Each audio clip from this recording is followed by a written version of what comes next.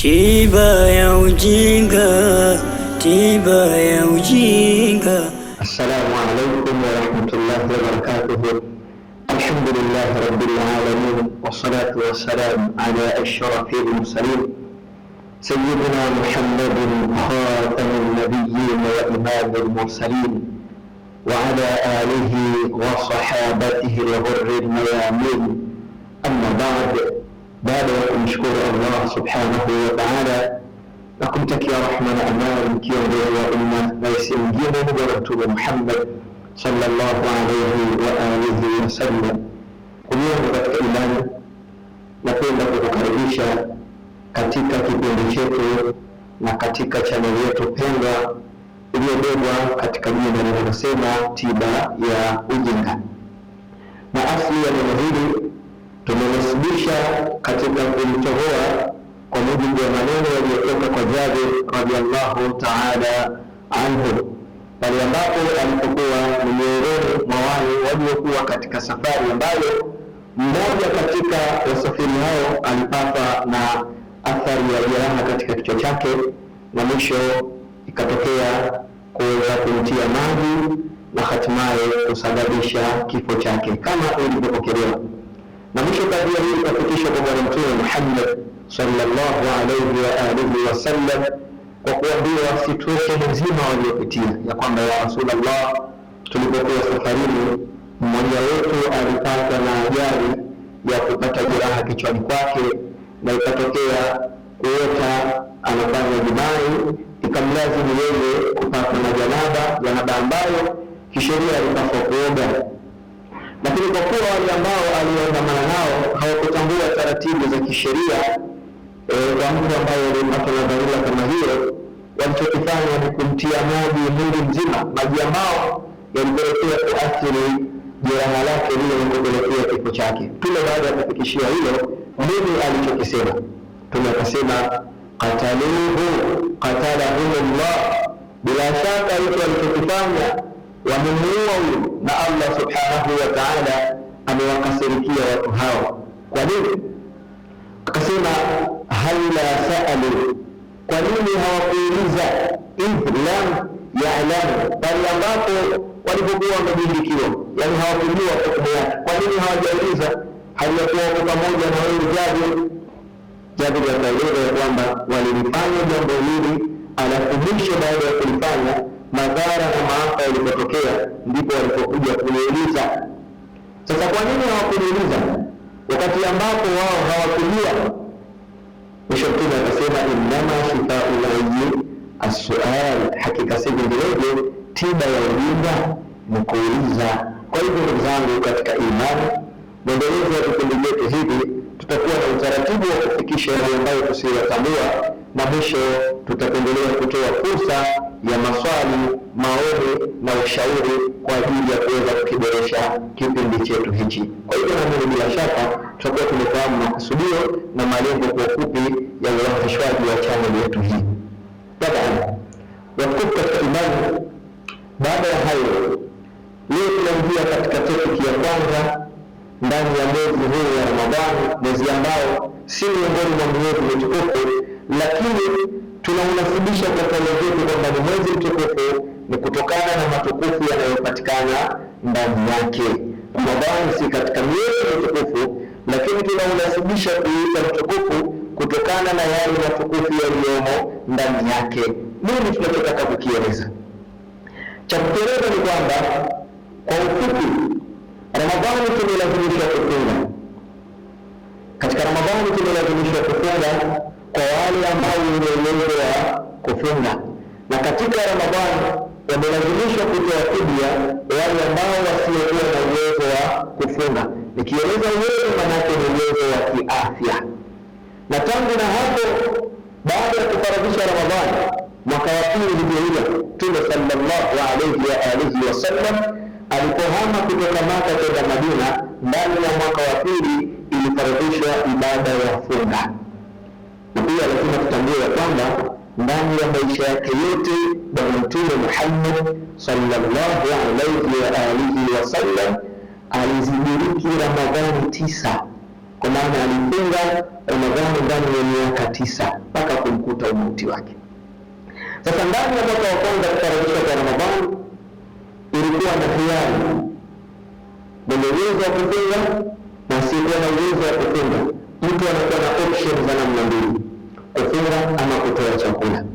Lakini ilipokuja kauli sasa ya kutia mkazo ya kwamba waman shahida minkum ash-shahra falyasumhu, faman shahida minkum ash-shahra falyasumhu, ile ambayo atakayehudhuria masiku ya kwamba Ramadhani tayari imethibiti, bila shaka atalazimika kufunga. Sasa hapo ikaja inaonyesha ile hiari ya mtu kutoa chakula. Ile lazimika kila mwenye uwezo wa kufunga ana afya sawa sawa afunge, lakini kwa yule ambaye asiyekuwa na uwezo wa kufunga, ndio sasa ikarejea katika hukumu ya utoaji wa fidia, kama Allah tabaraka wa taala alivyoeleza katika aya ndani ya Qur'ani tukufu. Sasa leo ndugu tutaangazia a'dharu al-mabiha fi fitri fi Ramadhan, au a'dharu al-mabiha lil-muftiri fi Ramadhan, dharura ama udhuru za kisheria zinazohalalisha kula mchana wa Ramadhani kwa mtu ambaye aliyepatwa na udhuru huu. Kwa ufupi ni kwamba ile dharura za kisheria wamegawika katika makundi takriban matatu. Kuna kuruhusiwa kula mchana wa Ramadhani kutokana na maradhi, na pia aina ya pili kuna kuruhusiwa kula mchana wa Ramadhani kutokana na kushindwa kulingana na umri, labda utu uzima, na pia kadhalika kuna kuruhusiwa kula mchana wa Ramadhani kutokana na dharura za kimaumbile. Hasa jambo hili linawagusa sana kina mama wanapoingia katika ada zao. Tukianza katika sehemu ya kwanza, dharura ama udhuru wa kisheria uliomruhusu mtu kula mchana wa Ramadhani, udhuru namba moja ni udhuru wa maradhi. Katika upande wa maradhi hayo yamegawanyika katika sehemu mbili. Dharura pamoja imegawanyika katika mahala mbili. Sehemu ya kwanza ni udhuru wa mgonjwa ambaye panatarajia kupona maradhi aliyokuwa nayo. Mathalan, leo maradhi ya malaria, mtu yupo katika dozi ya malaria, na hii dozi ya malaria akaambiwa atumie kila baada ya masaa 8, asubuhi saa 1, baada ya hapo saa 9 alasiri, baada ya hapo wakati wa usiku pia. Sasa mtu wa namna hii ili ana dharura kulingana na maradhi aliyokuwa nayo, kwa kuwa anatumia dozi, basi hiyo itamkalia kwake yeye kula mchana wa Ramadhani, kwake yeye itamkalia kula mchana wa Ramadhani. Tiba ya ujinga ni kuuliza. Katika imani, karibu tena katika kipindi chetu Shifaul Ilmi, tiba ya ujinga. Tiba ya ujinga tulieleza kwamba ni kuuliza, kama tulivyoeleza katika kipindi cha kwanza, na kwamba dharura zinazomruhusu mtu kula mchana wa Ramadhani. Tulieleza hali na matukio ya wale ambao wanaruhusiwa kula mchana wa Ramadhani. Sasa hivi katika kipindi hiki tutaeleza hukumu yake kwa kila mmoja, nini anapaswa afanye ili kunusurika na hasira za Allah tabaraka wa taala. Tukieleza hukumu na maana gani, hukumu ina maana ya kwamba khitabullah subhanahu wa taala almuntakiri fil Qur'an au sunna, kwamba khitabu Allah subhanahu wa ta'ala ni kauli au maneno ya Allah tabaraka wa ta'ala yanayopatikana katika Qur'ani ama sunna, maneno ambayo yanayohusu yule ambaye aliyeteremshia sheria fulani, sheria ambayo alipaswa yeye aifanye sheria hiyo kwa mujibu wa Allah tabaraka wa taala. Sasa Allah akaja kueleza nini atekeleze mtu huyu endapo atakumbwa na kitu fulani. Sasa kwa yule ambaye alipata na ugonjwa mwenye kuruhusiwa kula mchana wa Ramadhani, ugonjwa ambao unatarajiwa kupona, nini hukumu yake? Hukumu yake mtu huyu atakula mchana wa Ramadhani, lakini baada ya kula mchana wa Ramadhani, itakapoisha Ramadhani atalazimika alipe yale masiku aliyokula mchana wa Ramadhani. Baada ya kuisha Ramadhani, kwa kuwa yeye alikula, basi atalipa kila siku moja ambayo aliyokula mchana wa Ramadhani. Hii ni hukumu ya yule ambaye aliyepata na ugonjwa ndani ya Ramadhani. Kadhalika hukumu nyingine kwa yule ambaye aliyesafiri, Yule msafiri pia aliyekula mchana wa Ramadhani, baada ya kuisha Ramadhani atalazimika alipe masiku aliyokula ndani ya Ramadhani. Hii ni hukumu ya upande wa kwanza. Na pia ikitokea mtu huyu amechelewesha Ramadhani ile au masiku yale aliyokula ameyachelewesha kuyalipa mpaka yatakutana na Ramadhani nyingine, atalazimika kufunga Ramadhani nyingine itakapomalizika, ayalipe masiku hayo kwa utaratibu ufuatao. Atalipa na atafanya tauba, na kadhalika itamlazimu kwake yeye fidia. Itamlazimu kwake yeye fidia ya utoaji wa chakula kwa yule ambaye amechelewesha kuyalipa masiku ya Ramadhani aliyokula mpaka itakutana Ramadhani nyingine. Kadhalika tukija katika hukumu ya mgonjwa namba 2, mgonjwa ambaye yeye hatatarajiwa kwake yeye kupona, huyu atakula mchana wa Ramadhani, lakini kwa kila siku ambayo anayokula atapasa ailipie fidia. Kila siku anayokula, akila leo atalipa fidia ya utoaji wa chakula, kwa maana utoaji wa chakula atatoa ile thamani inayolingana na chakula kile. Kama mathalan anaambiwa kibaba, atoe kibaba mchele kama ni kilo 1.5, wengine wakaeleza kilo 2.5, aweze sasa kukalkulate ile thamani ya kile chakula. Baada ya hapo ile gharama atatoa kumpa mwenye uhitaji. Na kadhalika kwa mtu aliyefikia hali ya utu uzima pia vilevile atapaswa atoe kadhalika fidia ya utoaji wa chakula, atoe gharama ya chakula inayofanana na gharama ya chakula husika kuwapa wale ambao wenye mahitaji. Hawa ni wale ambao wanaotarajiwa kutokupona katika yale maradhi walionayo. Pia vilevile tukiangaza sasa kwa mwanamke ambaye yeye yuko katika period, huyu aliyekuwa katika period atakula mchana wa Ramadhani, lakini baada ya kuisha Ramadhani atayalipa yale masiku aliyokula mchana wa Ramadhani, afanye haraka iwezekanavyo. Na kama atachelewa mpaka kutokana na Ramadhani nyingine, basi atalazimika kufanya toba kwa sababu amefanya madhambi, na pia atafunga zile siku, na kadhalika atalipa fidia ya utoaji wa chakula. Na pia vile tukimwangaza sasa mwanamke ambaye ni mjamzito, mwanamke mjamzito mwenye uwezo yeye mwenyewe kuimudu ile hali ya ujauzito, akaona mimi nina uwezo wa kufunga, na uwezo wa kufunga, akifunga alhamdulillah funga yake itaswihi. Lakini kama anasema nina uwezo wa kufunga, ila kama nitafunga hiki kilichomo katika tumbo langu kitapata athari, kama atakiopia kilichomo ndani ya tumbo lake, huyu atalazimika kwa kila siku anayokula mchana wa Ramadhani, kwa maana ataruhusiwa kula, lakini kwa kila siku anayokula mchana wa Ramadhani atatoa fidia, na baada ya kuisha Ramadhani atalipa yale masiku aliyokula, kwa kuiopia nafsi nyingine ambayo yeye uwezo wa kufunga anao, automatically ndani ya akili yake kwa kupitisha mawazo hayo. Na vile vile yule mwanamke mwenye kunyonyesha, ikiwa uwezo wa kufunga anasema naweza mimi kufunga na naweza kumudu ile tikimekiki ya funga, lakini kama nitafunga huyu mwanangu na mwafia atakosa maziwa, yeye ndiye ataingia fikra hii. Huyu atakula mchana wa Ramadhani, lakini kwa kadri siku anayokula atalipa fidia, na baada ya kuisha Ramadhani yahitajika itapasa kwake yeye kulipa yale masiku aliyokula mchana wa Ramadhani.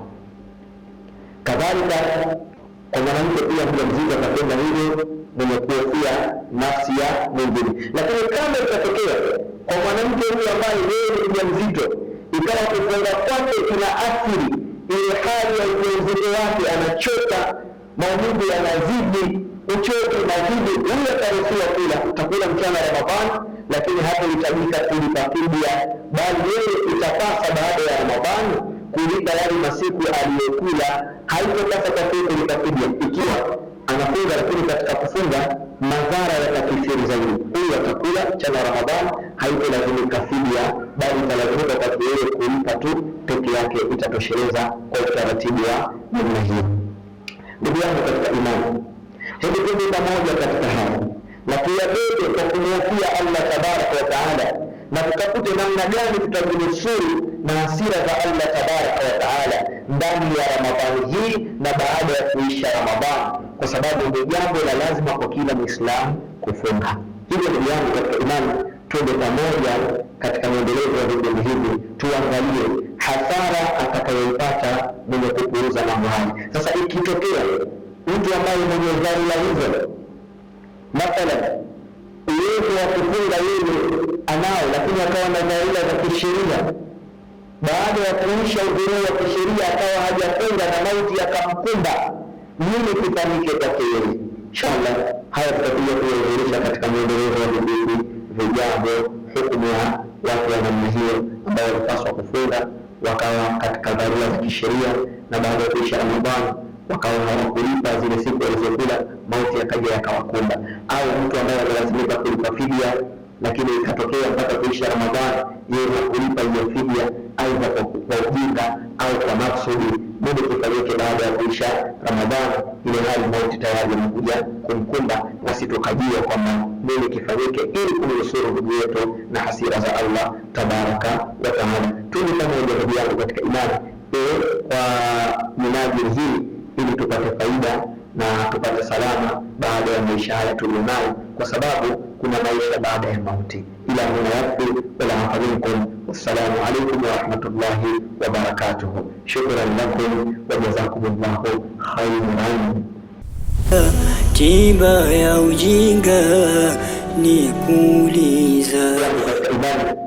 Karibu tena katika kipindi chetu Shifaul Ilmi, tiba ya ujinga. Tiba ya ujinga tulieleza kwamba ni kuuliza, kama tulivyoeleza katika kipindi cha kwanza, ya kwamba dharura zinazomruhusu mtu kula mchana wa Ramadhani. Tulieleza hali na matukio ya wale ambao wanaruhusiwa kula mchana wa Ramadhani. Sasa hivi katika kipindi hichi tutaeleza hukumu yake kwa kila mmoja, nini anapaswa afanye ili kunusurika na hasira za Allah tabaraka wa taala. Tukieleza hukumu na maana gani, hukumu ina maana ya kwamba khitabullah subhanahu wa taala almuntakiri fil Qur'an au sunna, ni kwamba khitabu Allah subhanahu wa taala ni kauli au maneno ya Allah tabaraka wa taala yanayopatikana katika Qur'ani ama sunna, maneno ambayo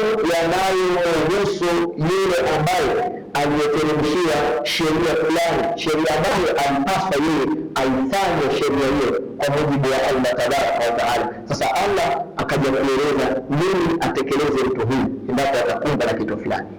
Sasa kwa yule ambaye alipata na ugonjwa mwenye kuruhusiwa kula mchana wa Ramadhani, ugonjwa ambao unatarajiwa kupona, nini hukumu yake?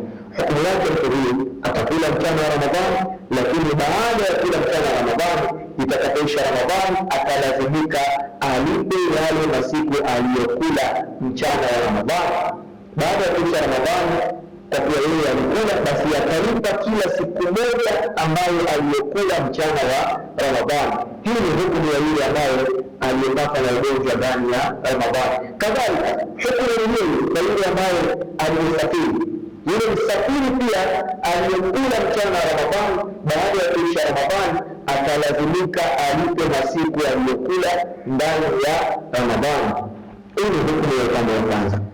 Na pia ikitokea mtu huyu amechelewesha Ramadhani ile au masiku yale aliyokula ameyachelewesha kuyalipa mpaka yatakutana na Ramadhani nyingine, atalazimika kufunga Ramadhani nyingine itakapomalizika, ayalipe masiku hayo kwa utaratibu ufuatao.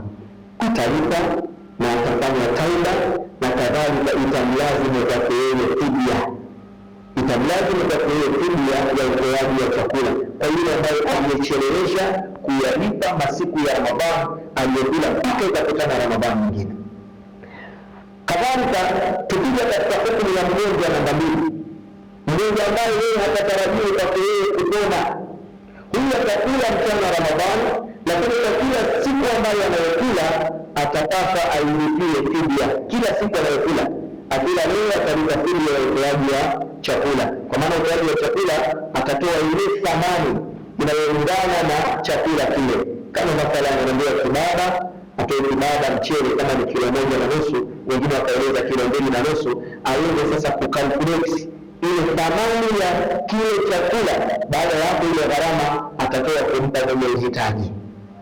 Na kadhalika kwa mtu aliyefikia hali ya utu uzima, pia vilevile atapaswa atoe kadhalika fidia ya utoaji wa chakula, atoe gharama ya chakula inayofanana na gharama ya chakula husika kuwapa wale ambao wenye mahitaji. Hawa ni wale ambao wanaotarajiwa kutokupona katika yale maradhi walionayo.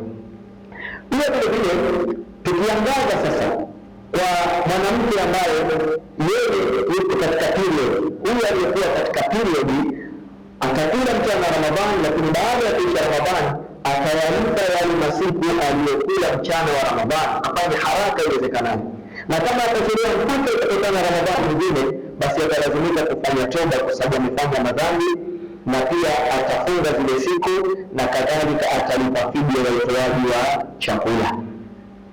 Na pia vile tukimwangaza sasa mwanamke ambaye ni mjamzito, mwanamke mjamzito mwenye uwezo yeye mwenyewe kuimudu ile hali ya ujauzito, akaona mimi nina uwezo wa kufunga, na uwezo wa kufunga, akifunga alhamdulillah funga yake itaswihi. Lakini kama anasema nina uwezo wa kufunga, pia kama nitafunga hiki kilichomo katika tumbo langu kitapata athari, kama atakiopia kilichomo ndani ya tumbo lake, huyo atalazimika kwa kila siku anayokula mchana wa Ramadhani, kwa maana ataruhusiwa kula, lakini kwa kila siku anayokula mchana wa Ramadhani atatoa fidia, na baada ya kuisha Ramadhani atalipa yale masiku aliyokula, kwa kuiopia nafsi nyingine ambayo yeye uwezo wa kufunga anao, automatically ndani ya akili yake kwa kupitisha mawazo hayo.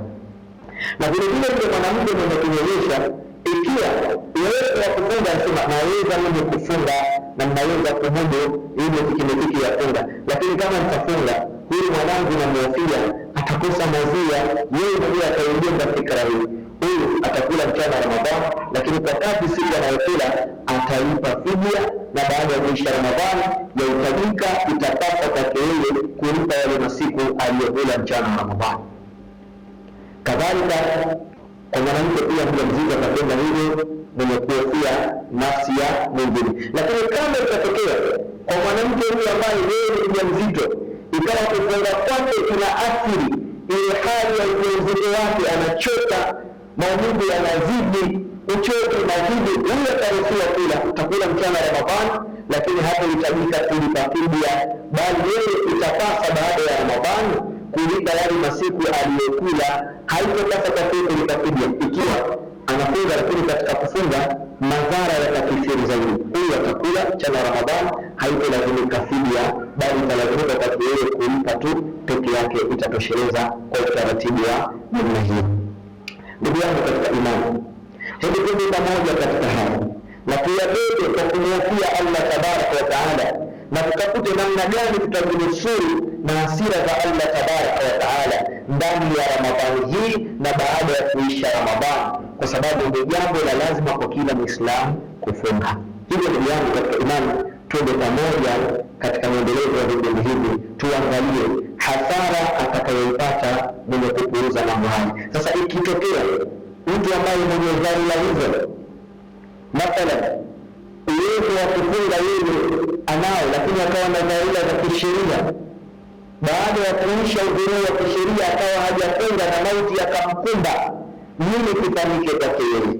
Inshallah haya tutakuja kueleza katika maendelezo ya vipindi vijavyo, hukumu ya watu wa namna hiyo ambao walipaswa kufunga wakawa katika dharura za kisheria, na baada ya kuisha Ramadhani wakawa hawakulipa zile siku walizokula, mauti yakaja yakawakumba, au mtu ambaye analazimika kulipa fidia, lakini ikatokea mpaka kuisha Ramadhani yeye hakulipa hiyo fidia, aidha kwa ujinga au kwa maksudi, ndio kifanyike baada ya kuisha Ramadhani, ile hali mauti tayari imekuja kumkumba, basi tukajua kwamba nini kifanyike ili kumnusuru ndugu yetu na hasira za Allah tabaraka wa taala. Tuwe pamoja ndugu yangu katika imani kwa minajili hii, ili tupate faida na tupate salama baada ya maisha haya tulionayo, kwa sababu kuna maisha baada ya mauti. Ila munayafi wala hafadhikum. Wassalamu alaikum wa rahmatullahi wa barakatuh. Shukran lakum wa jazakumullahu khairan. Tiba ya ujinga ni kuuliza